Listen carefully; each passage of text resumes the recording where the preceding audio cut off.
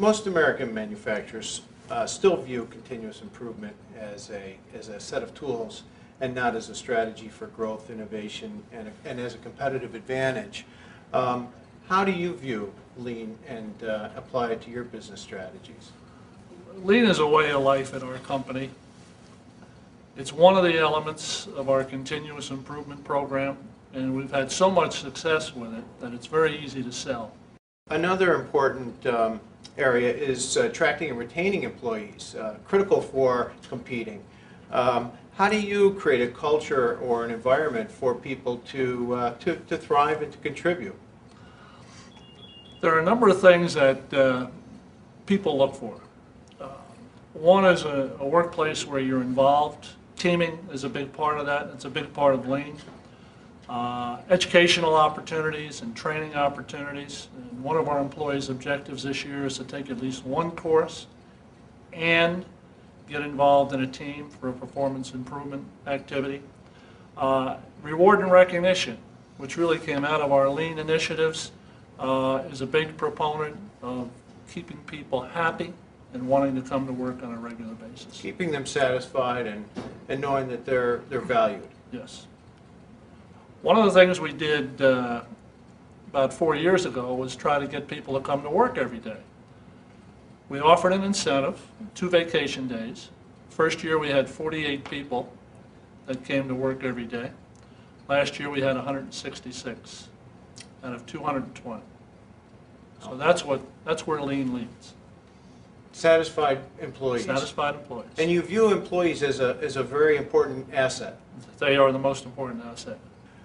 Often another perspective on Lean is that it's a method for cutting costs.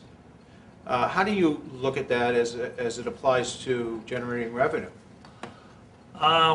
Lean certainly does allow you to cut costs, but there are a lot of other things that Lean takes you to.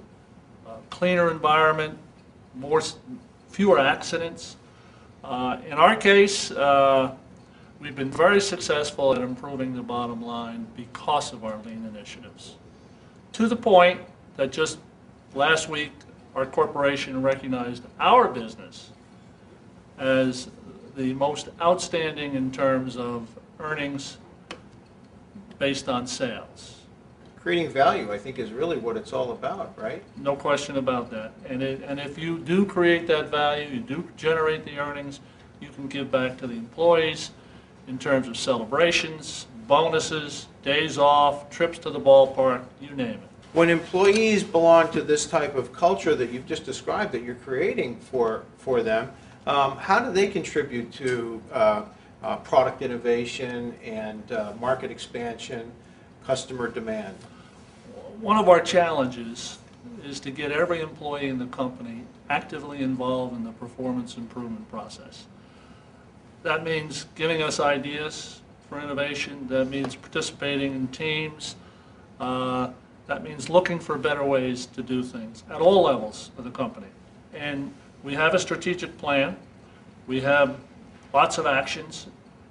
And our primary effort is to get those actions down into the workforce.